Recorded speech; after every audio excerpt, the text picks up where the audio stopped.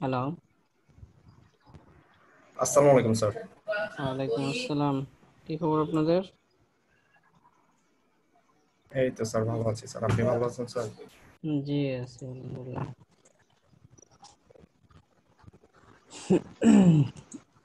তো আপনাদের মোটামুটি নেক্সট ক্লাসে কিছু আলোচনা হয়েছে।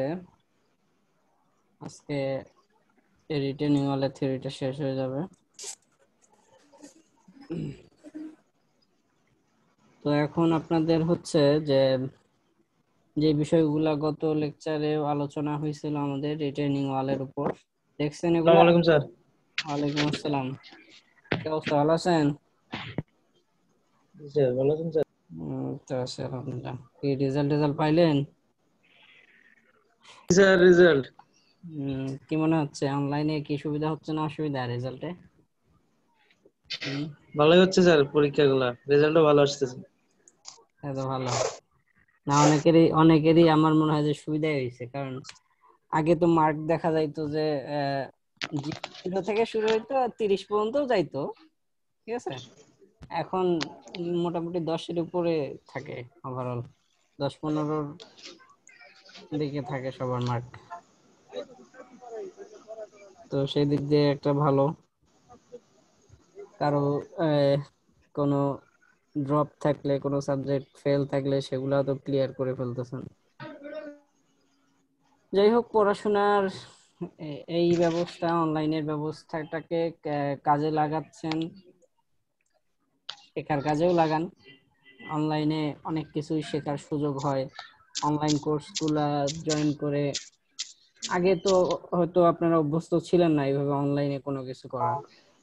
এখন যেহেতু একাডেমিক কাজগুলো অনলাইনে করতে পারতেছেন, ঠিক একইভাবে অন্যান্য অনলাইন কোর্সগুলোতে বিভিন্ন বিষয়ে শেখার সময় দিতে পারেন, দেখবেন যে কাজে জি লাগবে। স্যার। তো এই জন্য আর কি এটা অনলাইনে ক্লাস হয়ে স্যার ভালো হয়েছে স্যার। এরকম। স্যার আমাদের বড় পাওয়াটা হচ্ছে যে স্যার আমাদের সময়টা লস যাচ্ছে না স্যার, এটাই হ্যাঁ, হচ্ছে সব থেকে বড় এটা পাওয়া। ঢাকা শহরে ট্রাফিক জ্যাম পার করে আপনাদের আসতে হয়, যাইতে হয়, তারপর অনেকে দূরে থাকে। হ্যাঁ, এটা একটা ভালো দিক। অনলাইন পরবর্তীতেও সীমিত আকারে চালু রাখলে ভালো। যদিও ভার্সিটিতে বসে অনলাইনে ক্লাস নেওয়ার সুবিধা খুব কম, ঠিক আছে। আমরা জি টিচাররা স্যার। সাধারণত বাসা থেকেই নিচ্ছি। ভার্সিটির পিসি গুলাতে ক্যামেরা বলি, আর পিসি তো খুব বেশি, ল্যাবে তো আপনারা আসছেন এর আগে বিভিন্ন কাজে দেখছেন, পিসি মোটামুটি অল্প কিছু ভালো থাকে, অর্ধেকই দেখা যায় যে ডিস্টার্ব করে, বিভিন্ন ফল্ট দেখায়। তো আমরা বাসাতেই নিচ্ছি। এখন আপনাদের হচ্ছে পরবর্তীতে অনলাইনে নেয়ার যদি ভার্সিটি সুযোগ রাখে আপনাদের সুবিধার্থে, দেখা গেল ভার্সিটিতেও ক্লাস হইলো, অনলাইনেও কিছু ক্লাস যদি হয়, অনলাইনে হলে সুবিধা হচ্ছে যে একটা রেকর্ডেড আপনাদের কাছে সামনে থাকতেছে, আপনারা যে কোনো সময় সেটার হেল্প নিতে পারেন। আর লাইভ ক্লাস জি জি। সামনাসামনি তো সেটা রেকর্ডেড কিছু থাকে না। তো যাই হোক, সেটা অথরিটি চিন্তা করবে। আমি করোনার শুরুতেও বলছিল যে একেবারে যে আমাদের অনলাইন ক্লাসগুলা যাবে না, পরবর্তীতেও একটা নির্দিষ্ট পার্সেন্টের ক্লাস অনলাইনে থাকার সম্ভাবনা আছে। ইউজিসি আর কি জানাইছিল, ভার্সিটি না, ইউজিসি বলছিল। তো যাই হোক, সেটা তো সময় মতো দেখা যাবে। এখন আপনাদের হচ্ছে যে বিষয়গুলো খেয়াল করা দরকার, যে সময়টা যেহেতু অনেকে যারা জব নাই তারা অনলাইনের অন্যান্য কোর্সের দিকে মনোযোগ দিতে পারেন, এটা আপনাদের জন্যই বেনিফিট হবে। তো এখন হচ্ছে আপনাদের গত লেকচারে শুরু করছিলাম, সেগুলা দেখছেন মনে হয়, কি দেখছেন? কঠিন কিছু ছিল না, আমরা বেসিক আলোচনাগুলো করছিলাম। কয়জন দেখছেন বলেন তো? অনেকেই তো উপস্থিত, 23 জন আছেন আপনারা এখন। জি স্যার, দেখছি স্যার মোটামুটি। কঠিন কিছু ছিল কি? মনে হয় না। জি না স্যার, এখানে শুধু স্যার ডেফিনেশন ছিল আর kinds of retaining wall. Types. আচ্ছা যাই হোক, এগুলা আলোচনা আমরা এখন আস্তে আস্তে আগাবো। ম্যাথটা দেখবো কালকের ক্লাসে দেখানো যায়। আবার আরেকটা চিন্তা করতেছি যে শুরুর দিকে ম্যাথ দেখাই দিব নাকি পরে ম্যাথ দেখাবো।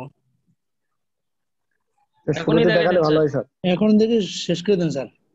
উম, না স্যার ওইটা প্রথমে ম্যাথ দেখালে স্যার প্র্যাকটিস করার সময়টা বেশি পাওয়া যায় স্যার, আর আচ্ছা পরীক্ষার আগের দিকে স্যার সব স্যারই ম্যাথ করায় তো একটা প্রেসার পড়ে স্যার। আচ্ছা আচ্ছা, তাহলে আমি কালকের ক্লাসে হচ্ছে কালকে সকালে ক্লাস আপনাদের, কালকের ক্লাসে ম্যাথ করাবো। আজকে একটু থিওরি বাকি আছে, ওগুলো আলোচনা করে দিব।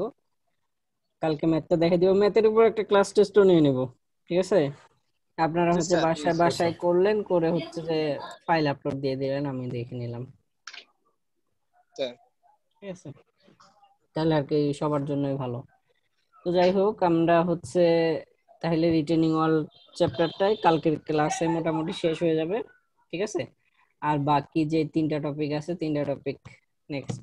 আপনাদের কিন্তু মিডিয়া মনে হয় টাইমটা খুব কম। একাডেমিক ক্যালেন্ডার কি দেখছেন আপনারা? জি স্যার, সামনের মাসে 18 তারিখ না 17 তারিখ থেকে সম্ভবত দেয়া। হুম হুম। মানে আমি যেটা খেয়াল করলাম যে 4 উইক আপনাদের মিডের সময়টা রাখছে, ঠিক আছে? তো 4 উইকের মধ্যেই আমাদের জি শেষ স্যার, করতে তো হবে। প্রিপারেশন নিতে নেওয়াই ভালো স্যার। এর আগে স্যার এরকম ছিল স্যার, পিছাই ছিল 1 সপ্তাহ আর কি। হুম। আচ্ছা ওটা দেখা যাক। আচ্ছা আমার একটা কল আসছে একটু।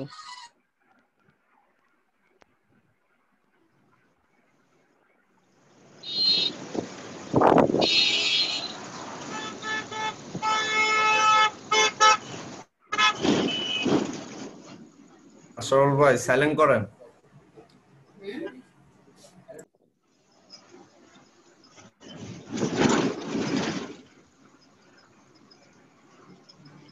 সফল ভাই মিউট করেন।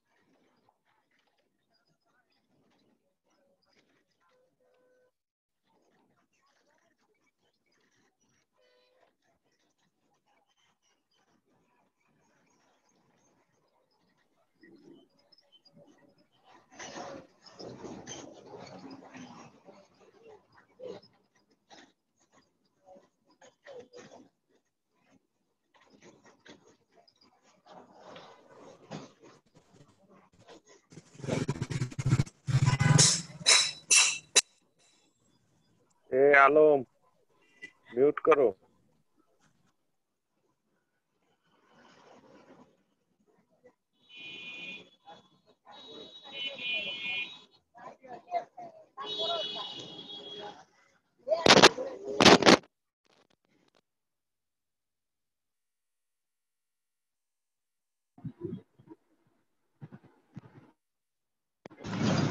হ্যালো। জি স্যার, শোনা যাচ্ছে। তাহলে আপনাদের হচ্ছে রিটেনিং অলের আজকে থিওরি আর একটু দেখায় দেই। চলো, অল মিউট করে দেন স্যার।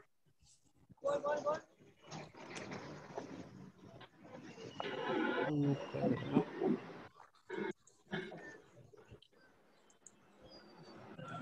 এই দুই একজন চালু রাখতে হবে কিন্তু, যারা বাসায় বসে ক্লাস করেন, পাশের শব্দ নাই, তারা চালু করে দিন। জি স্যার, আমরা চালু রেখে আবার হুম আনমিউট করে কথা।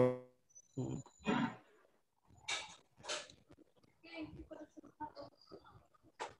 আচ্ছা যাই হোক, সব অফ করে ফেলছি। কয়েকজন চালু রাখেন যাদের শব্দ নাই, আর অন্যদের তাহলে আর ডিস্টার্ব ওকে হবে স্যার। না। আচ্ছা, আমাদের আলোচনাটা আগের গুলা একটু ওভারভিউ দিয়ে দেই 1 মিনিটে। আমাদের হচ্ছে যে রিটেনিং ওয়াল নিয়ে কথা বলতেছিলাম। রিটেনিং ওয়ালটা কি ছিল, যে যেটা যেই ওয়ালটা আমার ধরে রাখবে।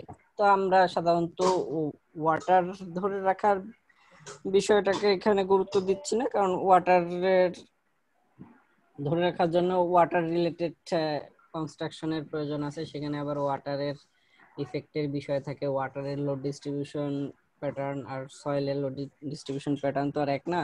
তো সেই ক্ষেত্রে আমরা জিওটেকনিক্যাল ইঞ্জিনিয়ারিং এ যেভাবে ফাউন্ডেশনটা চলে আসে ঠিক একইভাবে এখানেও হচ্ছে আমরা নর্মাল সয়েলের ক্ষেত্রে সয়েল প্রেসার বিবেচনায় নিয়ে যেই ওয়ালটা কোনো সয়েলকে রিটেইন করে সেটাকে আমরা রিটেইনিং ওয়াল আকারে আইডেন্টিফাই করতেছিলাম। তো এটা হচ্ছে যে টাইপস গুলো আমরা আলোচনা করছিলাম। টাইপস হচ্ছে যে গ্র্যাভিটি রিটেইনিং ওয়াল, যেটা হচ্ছে যে ওর নিজস্ব ওয়েটের কারণে বা ওর টোটাল শেপটা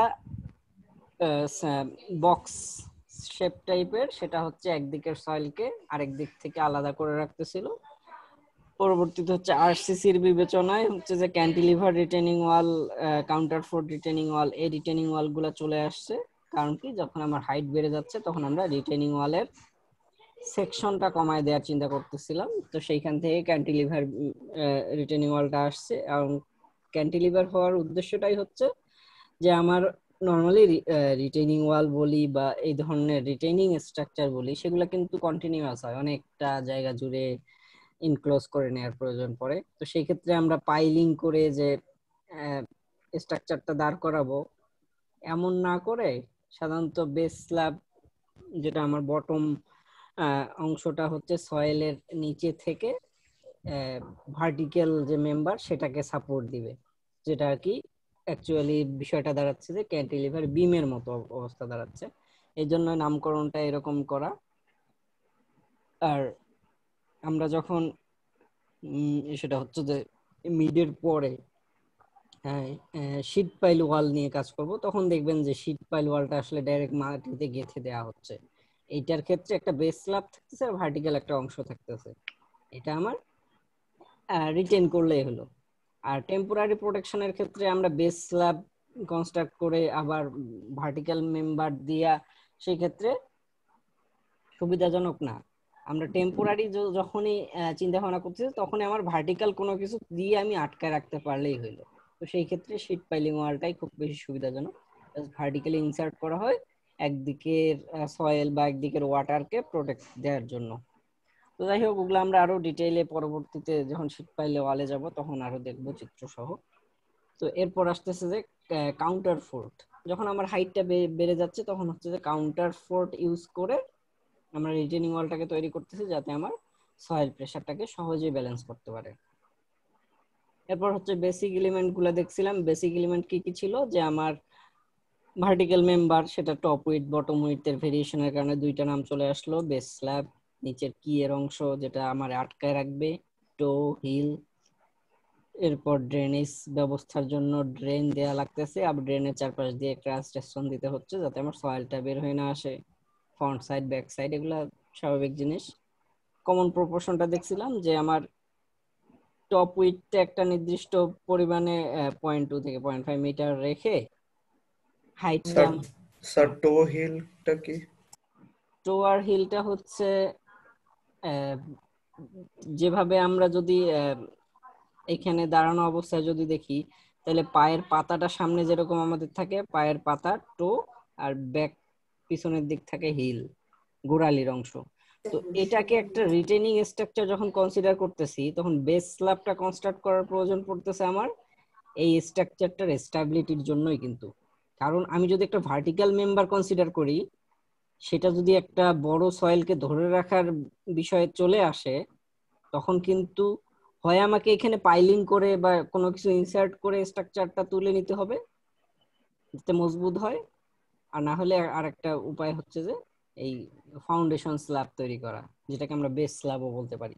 তো বেস স্ল্যাব করলে সুবিধাটা কি? সুবিধা হচ্ছে যে আমার রিটেনিং ওয়ালটার মেইন ফাংশনটা হচ্ছে একদিকের সয়েলকে ধরে রাখবে সে, আরেকদিকে আমার সয়েল অল্প থাকলে থাকতে পারে, আবার নদীর স্রোত বা যে কোনো কিছুর কারণে আস্তে আস্তে সরেও যাইতে পারে।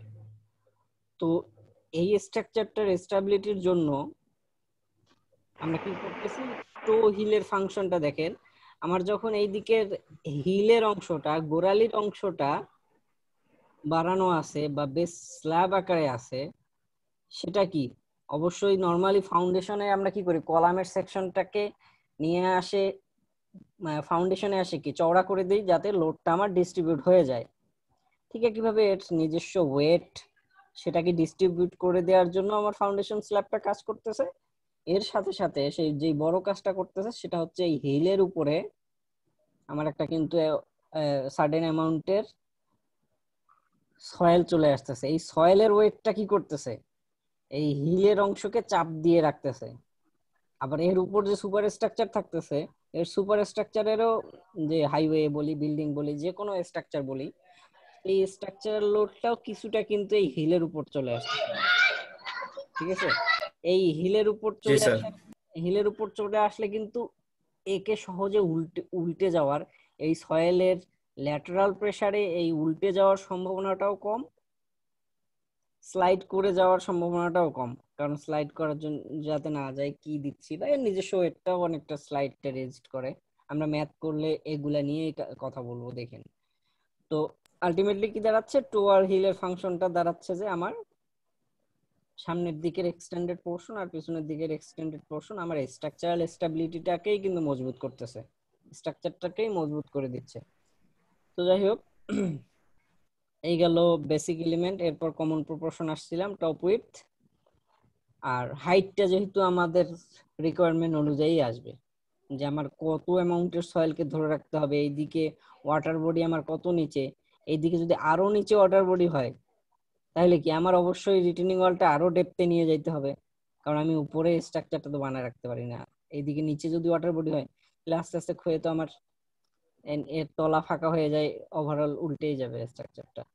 তো যাই হোক, আমাদের হাইটটা আমার রিকোয়ার্ড পজিশন অনুযায়ী কি অবস্থায় আমি স্ট্রাকচারটা করতেছি সেটার বিবেচনায় আসবে। এই হাইটের সাথে সম্পর্কিত করে bottom width of member, thickness of slab, তারপর উইডথ অফ বটম স্ল্যাব, সবগুলাই আসতেছে। আর টো এর অংশটা এই বি এর সাথে রিলেটেড করে। তো এগুলা ওভারঅল স্ট্যান্ডার্ড ভাবে ধরে নেওয়ার জন্য আপনাদের যদি প্র্যাকটিক্যালি কাজ করতে হয় দেখবেন যে ম্যানুয়াল ইউজ করা হয়, অনেক ধরনের বই ফলো করা হয়। এইভাবে এই ছোটখাটো চোথা ফলো করে তো আর প্র্যাকটিক্যাল কাজ হবে না। আমরা এগুলো বই থেকে জাস্ট একটা নোট তৈরি করা। ফাউন্ডেশন ইঞ্জিনিয়ারিং এর স্যার বিএম দাসের বইয়ে দেখবেন। বলেন। স্যার এটা কি স্যার স্টিল স্ট্রাকচারের হিসাবে কাজে কি ব্যবহার করা বেশি হয় স্যার? না না, রিটেনিং ওয়াল স্টিল স্ট্রাকচারে না। রিটেনিং ওয়াল হচ্ছে শীট পাইলিং ওয়াল, স্টিল স্ট্রাকচার হচ্ছে শীট পাইলিং ওয়ালে ব্যবহার করা হয় টেম্পোরারি প্রোটেকশনে। আর স্যার রিটেনিং এটা কি কালভার্ট, স্যার এটা কি কালভার্ট আর ব্রিজে বেশি ব্যবহার করে স্যার? হ্যাঁ, মনে করেন যে কালভার্ট ব্রিজের দুই পাশে হচ্ছে সয়েলকে ধরে রাখা লাগবে, সেই ক্ষেত্রে রিটেনিং ওয়াল, কনক্রিটের রিটেনিং ওয়াল চলে আসে। ঠিক স্যার আছে, এটা কি কালভার্ট আর ব্রিজের দুই সাইডে স্যার বেশি ব্যবহার করে স্যার?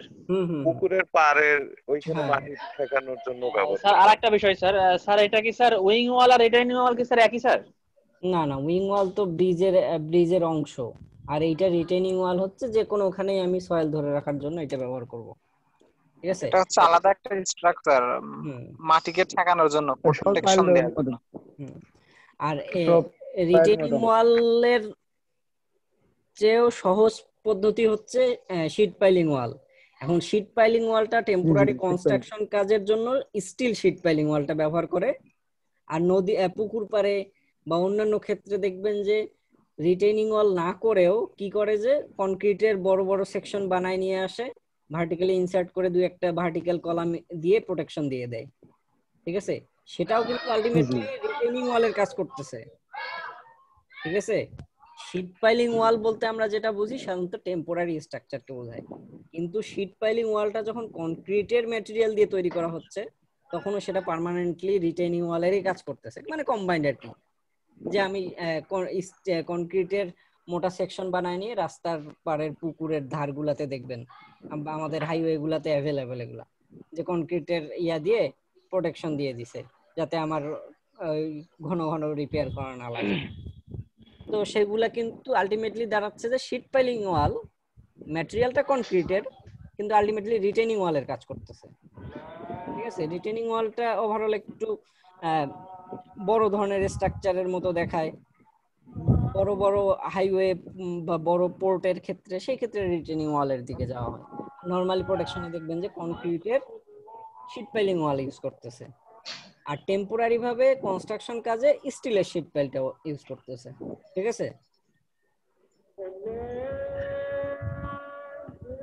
আচ্ছা, যাই হোক, আমাদের আলোচনা আজকে ছোট এই এই এই টার্মটা আলোচনা করে শেষ করে দিব, যে step or factors or information for design. আমি যে একটা যে কোনো ডিজাইনের ক্ষেত্রে এই স্টেপগুলো ওভারঅল ফলো করা হয়। তো এখানে শুধু রিটেনিং ওয়ালকে কেন্দ্র করে একটু বিস্তারিতভাবে স্টেপগুলো বলা। আমি একটা রিটেনিং ওয়াল করব, সেই রিটেনিং ওয়ালটার স্টেপ, কনস্ট্রাকশন কাজের স্টেপটা কি হবে, বা কি কি ফ্যাক্টর খেয়াল রাখা হয়, বিভিন্ন ভাবে বলা যাইতে পারে, বা কি কি ইনফরমেশন আমার ডিজাইনের ক্ষেত্রে মাথায় রাখতে হবে, সেটা এখানে আমাদের যদি চাওয়া হয়, বা যে কোনো আপনার যে কোনো কনস্ট্রাকশন প্রসেসেই কিন্তু ওভারঅল এইভাবে স্টেপগুলো আগানো হয়। তো আমরা যদি পয়েন্টগুলো আলোচনা করি আপনাদের আরো ক্লিয়ার হয়ে যাবে। দেখেন, প্রথমে কি বলছে, assemble the general information, design general ইনফরমেশনও বলা যাইতে পারে।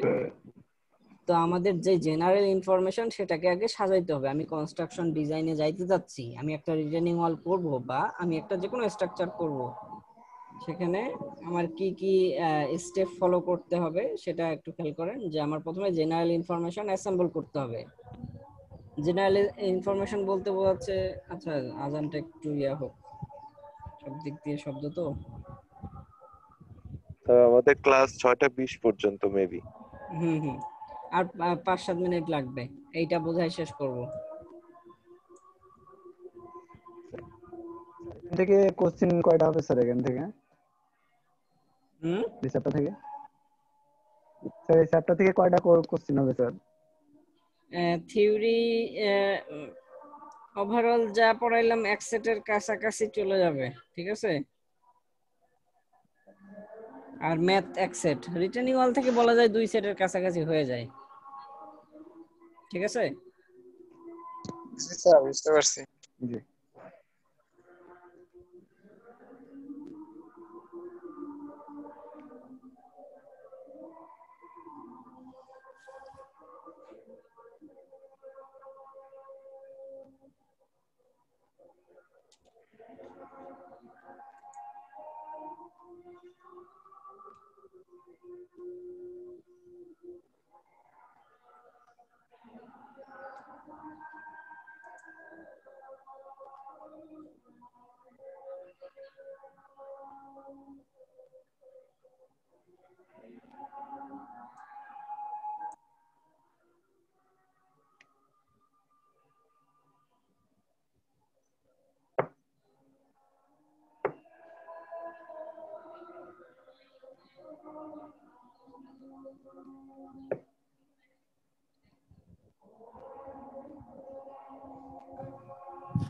হ্যালো,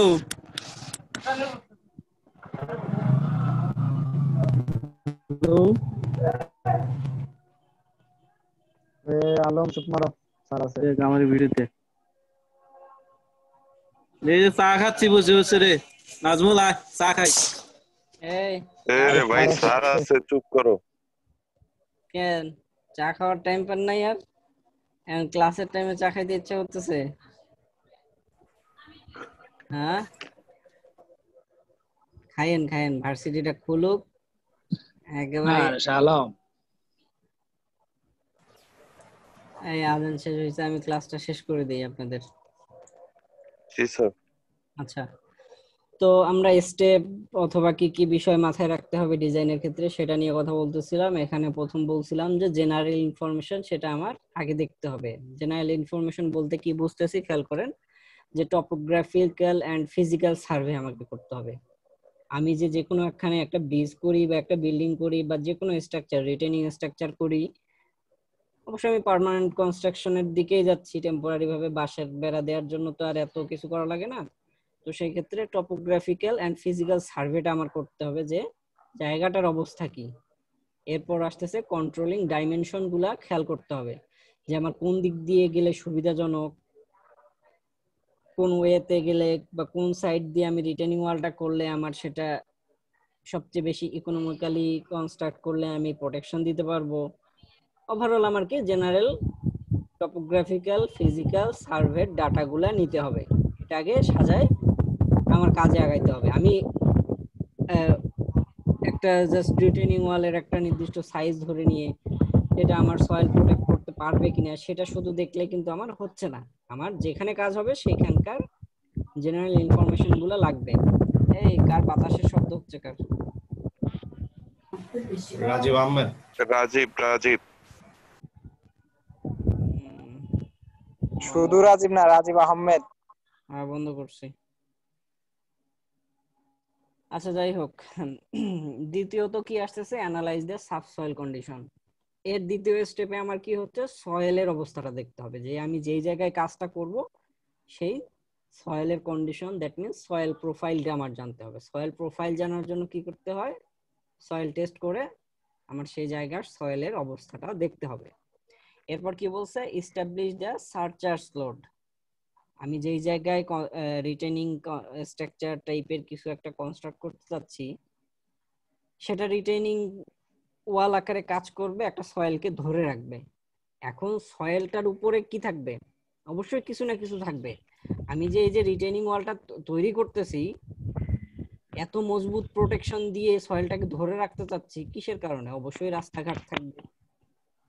ফাঁকা জায়গা থাকলে তো আর আমি রিটেনিং ওয়াল করতে যাব না, মাটির বাদ দিয়ে গাছ লাগাই দিব, শেষ। তাহলে এখানে অবশ্যই রোড, রেলওয়ে অথবা বিল্ডিং থাকতে পারে। তো অতিরিক্ত যেই লোডটা এই সয়েল থেকে এই স্ট্রাকচারটাতে আসবে সেটাকে বলা হচ্ছে সারচার্জ লোড। ঠিক আছে, তাহলে আমরা কি করব, এস্টাবলিশ দ্য সারচার্জ লোড। কিসের কিসের হতে পারে, রেলওয়ে, হাইওয়ে, বিল্ডিং, অন্যান্য স্ট্রাকচার, এগুলার কারণে আমার সারচার্জ লোডটাকে দেখতে হবে। আমি কি করতে যাচ্ছি, আমার বিল্ডিং হইলে অবশ্যই রেলওয়ের মতো লোডটা আসবে না, ওটা ডিফারেন্ট। তাহলে কি ধরনের সারচার্জ লোডটা থাকবে সেটাকে অবশ্যই বিবেচনায় নিতে হবে। আপনি ওভারঅল সব কিছু করা যাবে এমন একটা স্ট্রাকচার বানানোর দরকার নেই, যেখানে রাস্তাও বানানো যাবে, আবার বিল্ডিংও বানানো যাবে। যেটা বানাবো সেইটার উপযোগী করে আমি রিটেনিং ওয়ালটা করব। তো এরপর আসতেছে কি, select the type and tentative dimension of retaining wall. এই যে ওভারঅল পরিস্থিতিটা দেখলাম, আমি কোন জায়গায় করতেছি, সয়েলের কি অবস্থা, কি ধরনের লোড আসবে, এত কিছু বিবেচনায় নিয়ে ওভারঅল সার্ভে করে আমি কিসে আসতেছি, এখন আমার হচ্ছে যে কি টাইপের আমি রিটেনিং ওয়াল করব, আর সেটা ডাইমেনশনটা কিরকম হবে, টাইপটা কোত্থেকে সিলেক্ট করব। আমার যদি একেবারে সিম্পল হয় তাহলে আমি কি গ্র্যাভিটি রিটেনিং ওয়াল করব, যদি হাইট বেশি হয়ে যায় তাহলে ক্যান্টিলিভার রিটেনিং ওয়ালে যাব, আরো হাইট বেশি হয়ে গেলে কাউন্টার ফোর্টে যাইতে হবে। বা আমার ওভারঅল লোডিং কন্ডিশনের উপর আমি রিটেনিং ওয়ালটার টাইপ আর ডাইমেনশনটা ঠিক করব।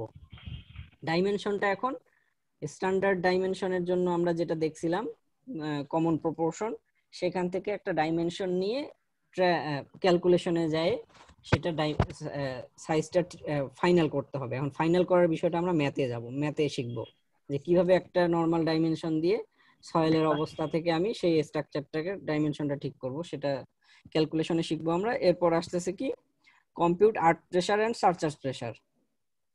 তাহলে আমার যেই রিটেনিং ওয়ালটা হচ্ছে সেখানে কি সয়েল ধরে রাখতে হবে, তাহলে সেটার আর্থ প্রেসার আসবে। আর রেলওয়ে করতেছি না, হাইওয়ে করতেছি না, বিল্ডিং করতেছি, এগুলার বিবেচনায় সারচার্জ প্রেসারটাও ক্যালকুলেশন করতে হবে। দ্যাট মিন্স আমরা প্রেসার ক্যালকুলেশন করব। এরপর আসতেছে যে আমি কিন্তু টাইপ, ডাইমেনশন এগুলো ঠিক করে নিয়ে প্রেসার ক্যালকুলেশনে আসলাম, যে সয়েলের প্রেসার আর সারচার্জ প্রেসার কতটুকু আসতেছে। আমি কিন্তু নরমাল বিল্ডিং বিম ডিজাইনের মতো এখানে কিন্তু রেইনফোর্সমেন্ট ডিজাইনে এখনো যাই নাই, এটা পরের স্টেপ। আগে আমি ডাইমেনশন ঠিক করে নিয়ে আর প্রেসার আর সারচার্জ প্রেসার ক্যালকুলেশন করব। তারপর কি হচ্ছে যে অ্যানালাইজ দ্য স্ট্রাকচারাল স্টেবিলিটি। আমি যেই ডাইমেনশন ঠিক করলাম, যেই টাইপটা ঠিক করলাম, সেইটা এই আর্থ প্রেসার, সারচার্জ প্রেসারে স্টেবল থাকতে পারবে কিনা সেটা চেক করতে হবে। এই যে এই তিনটা স্টেপ, একটা টাইপ দেয়া থাকবে অঙ্কে, আমাদের আর্থ প্রেসার, সারচার্জ প্রেসার এগুলা ক্যালকুলেশন করে স্ট্রাকচারাল স্টেবিলিটি ক্যালকুলেশন করতে হবে আমাদের নেক্সট ক্লাসে আমরা যেই ম্যাথটা করব। ঠিক আছে, তো এরপর স্ট্রাকচারাল স্টেবিলিটি যখন আমার ওকে হয়ে যাবে যে হ্যাঁ এই টাইপের রিটেনিং ওয়াল এই ডাইমেনশনে এই সয়েলে ইউজ করলে বা এই সারচার্জ প্রেসার ঠেকাতে পারবে, এতদূর পর্যন্ত ক্লিয়ার হওয়ার পর, ফাউন্ডেশন স্টেবিলিটি ক্লিয়ার হয়ে গেলে এরপর হচ্ছে যে স্ট্রাকচারাল এলিমেন্ট গুলো আমার ডিজাইন করতে হবে, যেটা হচ্ছে আরসিসি ডিজাইন। যে আমার এই স্ট্রাকচারটা এখন এই প্রেসারে ধরে থাকতে গেলে আমার কি কোয়ালিটির কনক্রিট লাগবে, কি স্পেসিং এর রিইনফোর্সমেন্ট লাগবে, সেটা পরের স্টেপের কাজ। তাহলে আমরা স্ট্রাকচারাল এলিমেন্ট পরবর্তীতে ডিজাইন করব। এরপর হচ্ছে যখন আমার ডিজাইন কমপ্লিট হয়ে গেল, তারপর কি select the drainage and in backfill. ব্যাকফিলের মধ্যে ড্রেনেজের ব্যবস্থা যদি আমার প্রয়োজন হয় তাহলে সেটা করতে হবে, না থাকলে নাই।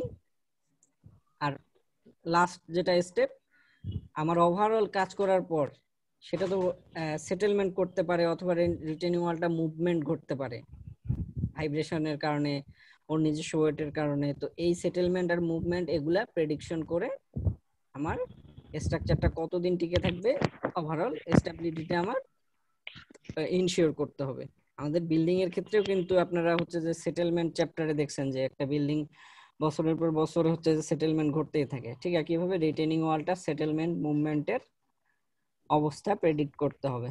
তাহলে ওভারঅল স্টেপগুলো বোঝা গেল যে আমরা হচ্ছে সয়েলের কোনখানে স্ট্রাকচার করতেছি সেটার অবস্থাটা দেখব, সার্ভে সয়েলের অবস্থাটা দেখব, তারপর লোডের বিষয়টা আসলো, এরপর টাইপ ঠিক করে প্রেসার ক্যালকুলেশন করে স্ট্রাকচারাল স্টেবিলিটিটা দেখতে হবে, তারপর স্ট্রাকচারাল স্টেবিলিটি প্লাস ফাউন্ডেশনের স্টেবিলিটিটাও চলে আসতেছে।